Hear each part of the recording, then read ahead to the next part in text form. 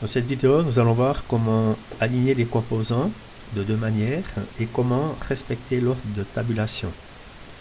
Pour aligner les composants, on peut utiliser la barre d'outils qui se situe ici, qui s'appelle la barre d'outils disposition.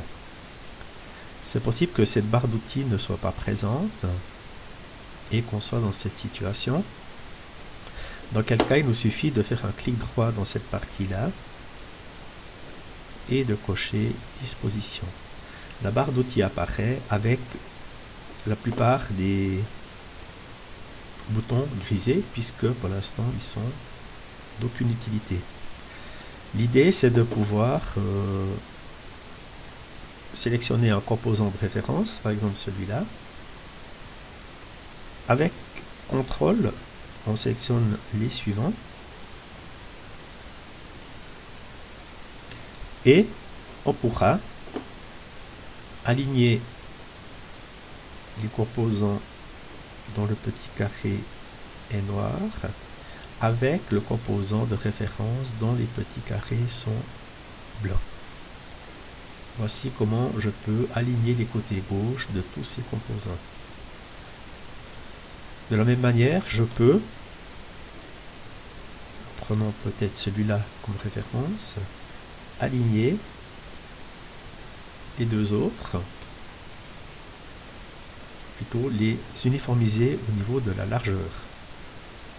Et ainsi, mes trois composants auront la même largeur. Les trois composants étant sélectionnés, je peux toujours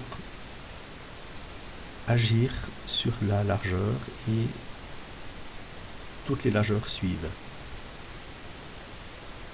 Voilà.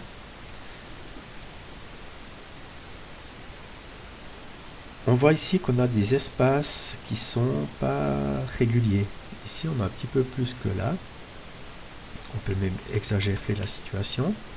Si on veut égaliser l'espacement, c'est difficile de le faire. On n'a pas tellement de possibilités autres que celle-là. Sélectionner les composants et chercher le bouton qui s'appelle égaliser l'espacement vertical. Voilà. Et ainsi, je peux égaliser l'espacement vertical. Si je veux l'augmenter ou le réduire, cet espacement, je peux rajouter, augmenter, diminuer, et ainsi augmenter ou diminuer l'espacement vertical.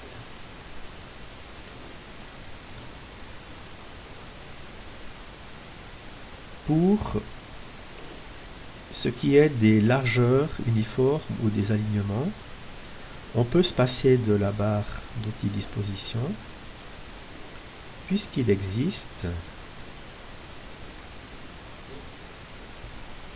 une possibilité que l'on voit ici, c'est l'aide graphique. Donc ces petites lignes bleues qui apparaissent lorsque les alignements sont parfaits. Donc là, je sais que mon premier composant est aligné avec le deuxième. Pareil. Au niveau des largeurs, pareil. Je peux venir ici et jusqu'à la ligne bleue apparente. Toc, je suis parfait. Ici, je suis aligné. Là, je peux faire un peu moins large puisque ce sera un âge dont il s'agira. Mon bouton, je peux le faire aussi large que mes deux composants. Celui-là, je peux le mettre à une distance respectable du haut, du bas et de la droite. Le nom, je peux l'aligner, non pas en bas, non pas en haut, mais à une hauteur intermédiaire qui est convenable pour un label par rapport à un textbox. Là, on voit que mes composants ne sont pas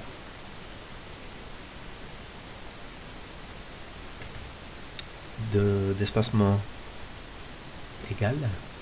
Alors je vais refaire, égaliser, et voilà. Si on exécute l'application,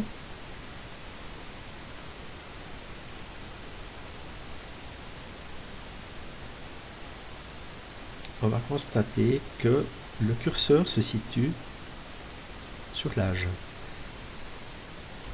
Si je fais tabulation, je passe sur le nom. Si je refais tabulation, bouton quitter, bouton valider, et enfin sur le prénom. Ceci n'est pas acceptable, il faudrait qu'on réorganise cet ordre de tabulation. Pour ce faire, on va procéder ainsi. On sélectionne tous nos composants. On cherche le bouton ordre de tabulation. S'il n'est pas présent, on l'ajoute. Le voici.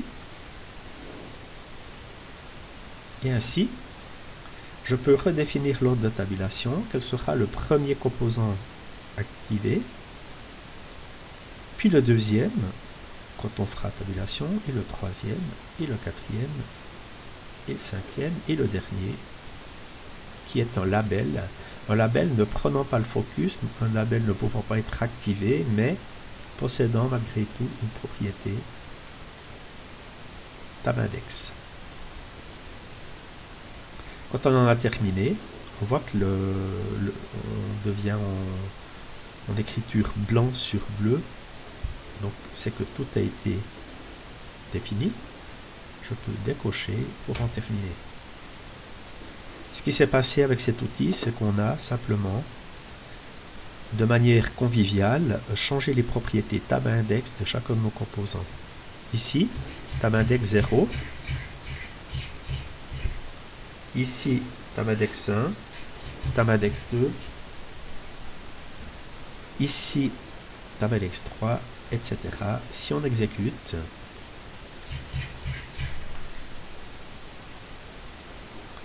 voici ce que ça donne. On est d'abord sur le nom, tabulation,